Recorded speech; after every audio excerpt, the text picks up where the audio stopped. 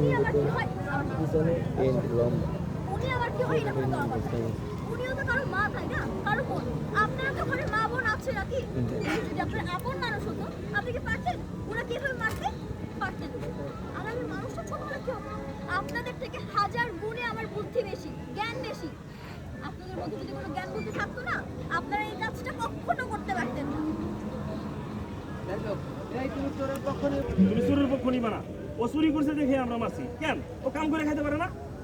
হয়তো কোনো প্রয়োজন পড়েছে, প্রয়োজন ছাড়া তো কেউ কারোর কাছে হাত পাতে না তাই না? আর ওদের দামই আরে বা কত? ভাঙা চুঙ্গা দাম বলেন মোবাইল আমি দে। দিয়ে দিচ্ছি। 20 টাকা।